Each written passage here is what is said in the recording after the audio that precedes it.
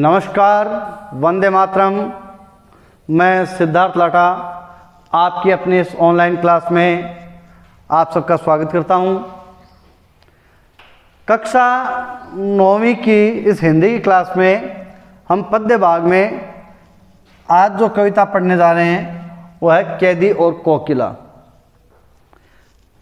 कविता को हम कविता हो या अन्य कोई पाठ हो उसको पढ़ते हैं तो सबसे पहले हम उस कवि और लेखक के बारे में जानकारी करते हैं जिसके द्वारा ये रचा गया है।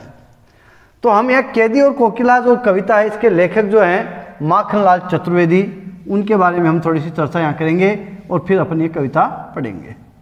माखनलाल चतुर्वेदी।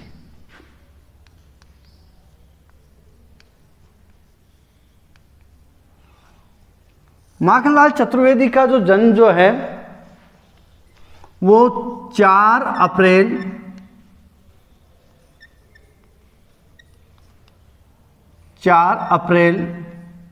1889 को हुआ है और इनकी मृत्यु जो है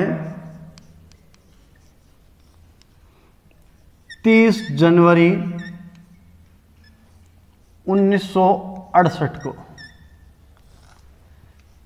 इनका जन्म मध्य प्रदेश में हुआ है।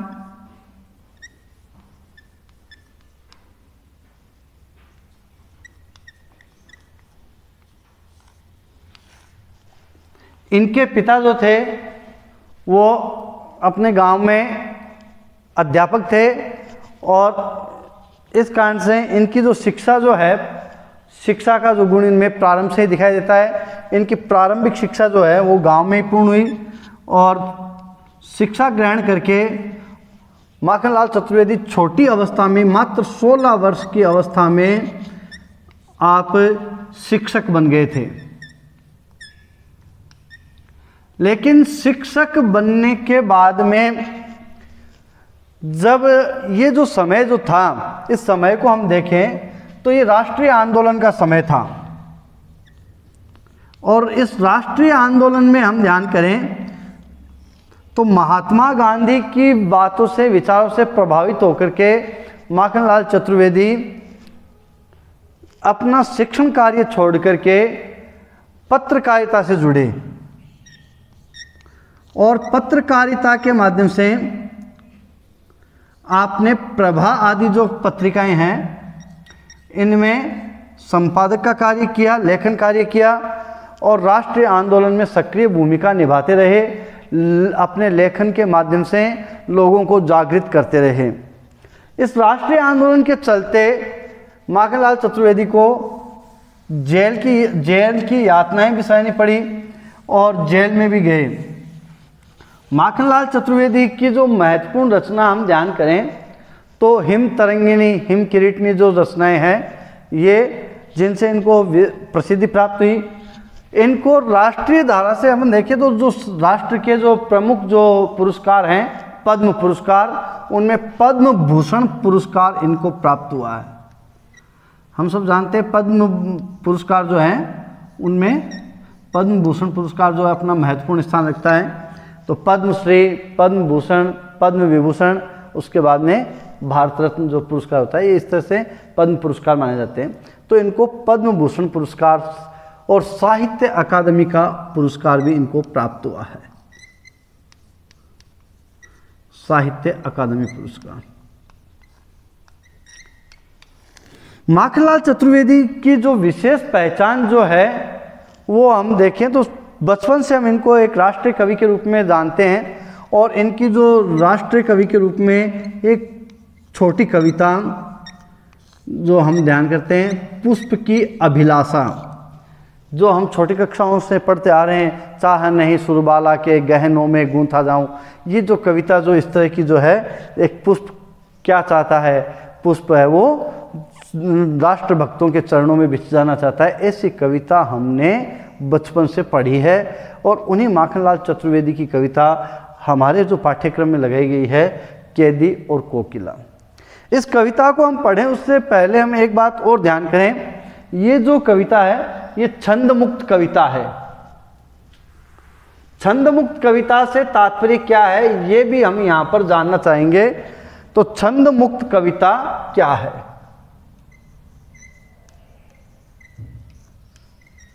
छंद मुक्त कविता, हम सब इस बात को जानते हैं कि आरंभिक काल में जो रचनाएं रची जाती थी वो छंद शास्त्र के नियमों के अनुसार लिखी जाती थी, जिनमें निश्चित था कि भाई इतने वर्ण या इतने अक्षर, इतनी मात्राएं इस चरण में होंगी और इतने चरणों का एक छंद होगा, ये निश्चित होता था। लेकिन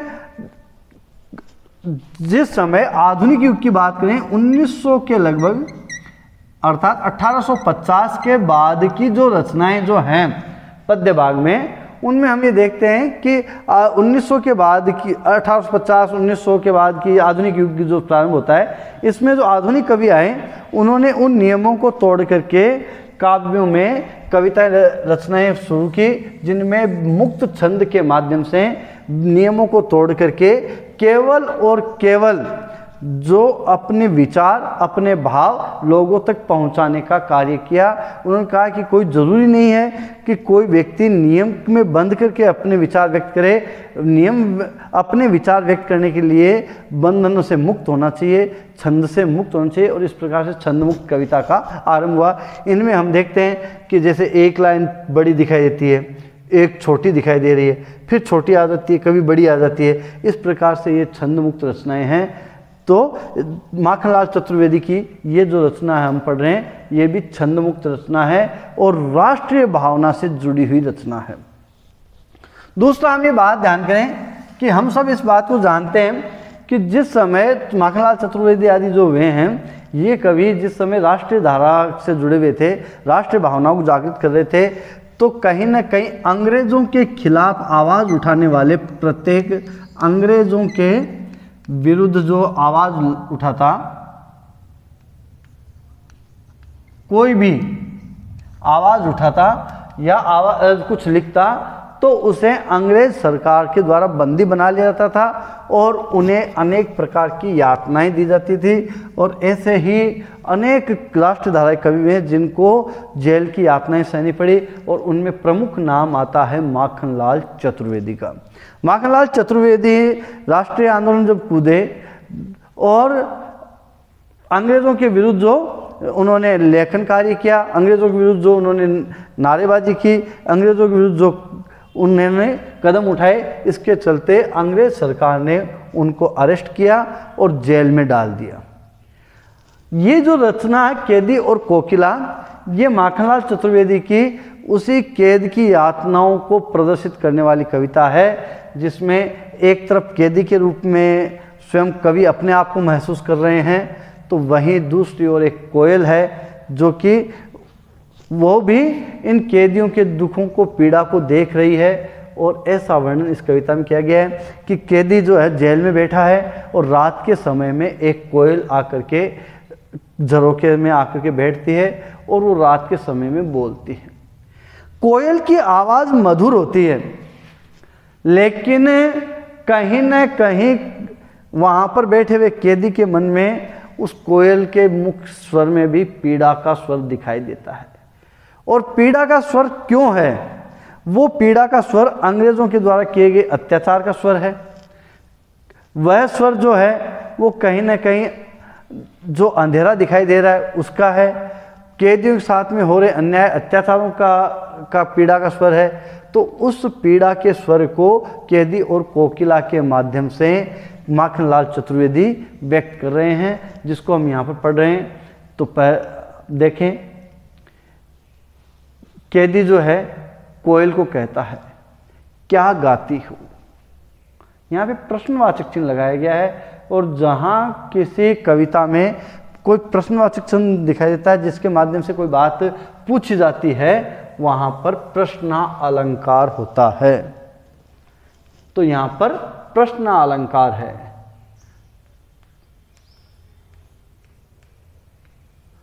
एक और बात यहाँ पर देखें, ये संबोधन शैली में भी लिखी गई है। कैदी कोयल को संबोधित करके कहता है, कोयल को पूछता है कि क्या गाती हो, तुम क्या गा रही हो इस समय, क्यों रह रह जाती हो, क्यों रह रह जाती हो। फिर यहां पर प्रश्नवाचक चिन्ह लगाए, तो तुम यहां आकर के क्यों हमारी पीड़ा को, कष्ट को बार बार में बढ़ाती हो, क्यों हमें हमारी पीड़ा को याद दिलाती हो। कोकिल बोलो तो, हे कोयल तुम यहां क्यों आई हो, बोलो तो। क्या लाती हो संदेशा किसका है, कोयल बोलो तो। क्या लाती हो संदेशा किसका है, कोयल बोलो तो। तुम यहां आकर क्या लेके आई हो, कोई विशेष बात है, ऐसा कौन सा संदेशा है जो इस समय तुम लेके आई हो, किसका संदेशा तुम लेकर के आई हो, तुम क्या बताने के लिए यहाँ आए हो, कोयल बोलो तो। यहाँ पे फिर देखिए प्रश्नवाचक चिन्ह जो लगाए गए हैं, कवि कोयल को पूछ रहे हैं। ऊंची काली दीवारों के घेरे में, डाकू चोरों बटमारों के डेरे में, डाकू चोरों बटमारों के डेरे में तुम यहां क्या, कौन सा संदेशा लेके आई हो। इस काल कोठरी जो ये है, इस कारागार की जो काली काली जो दीवारें हैं, चारों तरफ अंधेरा है। दीवारों को काला इसलिए बताया गया है, यहां पर अंधेरा छाया हुआ है, इस कारण से दीवारें भी काली है। दीवारों के घेरे में कहीं भी कोई रोशनी दिखाई नहीं देती है। यहां पर इस कारागार में डाकू आते हैं, चोर आते हैं, और बटमारों लुटेरों के डेरे में, लुटेरे, इन लुटेरों के डेरे में तुम क्यों आई हो, किसका संदेशा लाई हो, तुम यहां किस लिए आई हो। कवि यहां पर अपनी पीड़ा को, कैदी के रूप में अपनी पीड़ा को व्यक्त करते हुए कहते हैं, जीने को देते नहीं पेट भर खाना। यहां इन अंग्रेजों के यहां जेल में हम रह रहे हैं, यहां पर ये हमें जीने के लिए पेट भर के खाना भी नहीं देते हैं, और मरने भी देते नहीं, तड़प रह जाना। और ऐसा भी नहीं है कि वो मरना चाह रहे हैं तो उनको मरने भी दे रहे हैं, बल्कि उनको मरने भी नहीं दे रहे हैं, उनको मरने। यहां पर ये ध्यान करें, जेल में जो यातनाएं दी जाती हैं, दिन भर उनसे मेहनत कराई जाती है, और उसके बाद में उनको कुछ खाना दे दिया जाता है। कुछ थोड़ा बहुत खाने के लिए देने से तात्पर्य क्या है, जिससे वो जिंदा तो रह सके लेकिन मर न सके। इसलिए कवि कह रहा है कि मरने भी ये देते नहीं, तड़प रह जाना, तड़प तड़प करके रह रहे हैं हम यहां पर इस जेल में, अंग्रेजों के इस कैद खाने में हम। जीवन पर अब दिन रात कड़ा पहरा है, और ये जो हमारा जीवन जो है, इसके ऊपर कड़ा पहरा लगाया हुआ है, अंग्रेजों का पहरा लगा हुआ है, सजाए काला पानी वो भुगत रहे हैं दिन रात। कोई उनसे मिल नहीं सकता, कोई उनके पास आ जा नहीं सकता, वो चाह करके भी वहां से भाग नहीं सकते। इस तरह की स्थितियां वहां पर है। शासन है या तम का प्रभाव गहरा। ये जो अंग्रेजों का जो शासन है, इसको काला शासन बताया है, तम अंधेरा बताया है, निराशा का अंधेरा यहां पर छाया हुआ है। वास्तव में अंग्रेजों का शासन नहीं है, ये अंधेरा है जिसका प्रभाव दिखाई दे रहा है। चारों तरफ जेल पर प्रभाव दिखाई दे रहा है, चारों तरफ अंधेरा ही अंधेरा है। हिम कर निराश कर चला रात भी काली। कवि यहां पर कह रहे हैं, यहां पर सूर्य की किरण तो दिखाई देती ही नहीं है, और रात में हम देखें तो चंद्रमा की, हिमकर यानी चंद्रमा,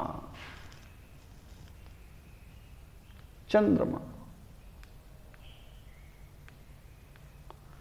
चंद्रमा जो है उससे कुछ अपेक्षा करें, उससे कुछ आशा करें, क्योंकि चांद जो होता है, चांद की जो चांदनी है वो शीतलता प्रदान करती है, व्यक्ति की दिन भर की थकान को दूर कर देती है। लेकिन यहां पर तो हिमकर निराश कर चला, चंद्रमा की किरणें भी यहां कोठरी में नहीं पहुंच पाती, रात भी काली।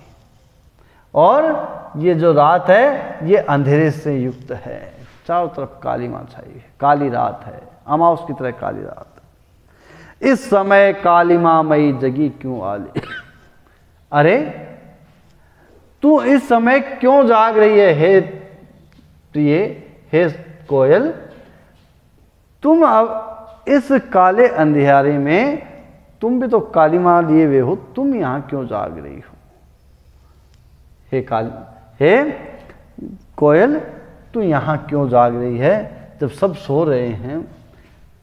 तुम भी इस समय, कोयल दिन में बोलती है लेकिन रात में बोलने का क्या कारण हो सकता है। तो ऊपर जो बात आई है, किसी का कोई संदेशा लाई है, और साथ में कोयल जो बोल रही है, कोयल की यहां मधुरता नहीं दिखाई दे रही, बल्कि कोयल तो अपने आप में मधुर आवाज निकाल रही होगी, लेकिन वास्तव में कवि को वहां एक पीड़ा सी महसूस होती है। क्यों हुक पड़ी, हुक यानी रोना, निराशा की पीड़ा। क्यों हुक पड़ी, तुम क्यों रो रही हो।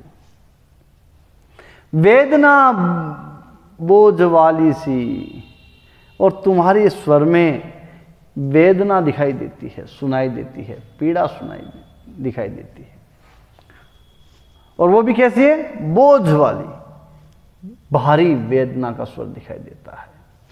कोकिल बोलो तो, हे कोयल तुम बोलो, क्या लूटा मृदुल वैभव रखवाली सी। अरे तुम्हें किसी ने लूटा है क्या। तुम्हारा जो मृदुल वैभव, मधुर आवाज जो है, मधुरता जो है, वो किसने लूट ली। तुम्हारी मधुरता किसने लूट ली। तुम तो मधुरता की रखवाली हो, तुम्हारी वो मधुरता किसने लूट ली। आज तुम्हारी आवाज में वो मधुरता नहीं दिखाई दे रही है। तुम बोलो, कोकिल बोलो तो, हे कोयल बोलो तो सही। क्या हुई बावली। अरे क्या तुम बावली हो गई हो जो इस समय तुम बोल रही हो। अर्धरात्रि को चीखी, क्या तुम बावली हो गई हो जो तुम इस अर्धरात्रि को बोल रही हो।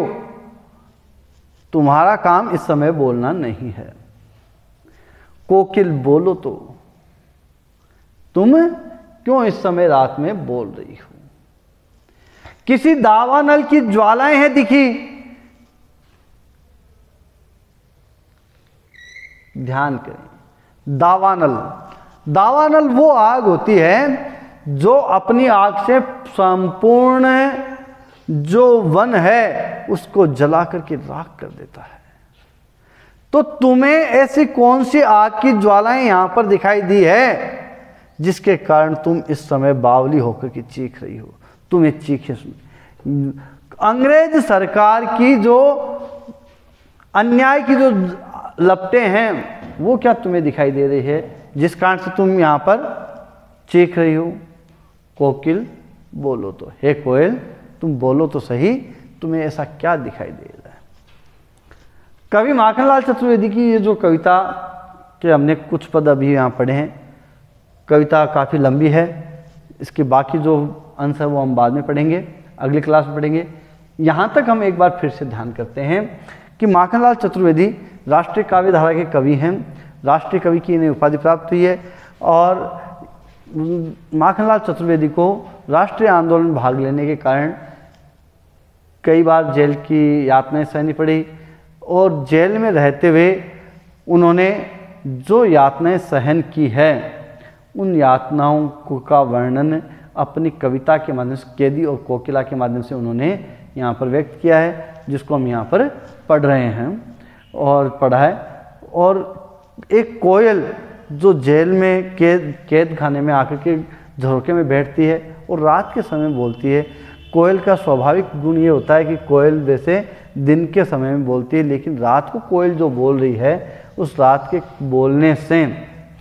में बोलने से कवि के मन में एक भाव अलग आता है कि क्या कोयल कोई संदेशा लेके आई है या कोई विशेष बात है कि कोयल।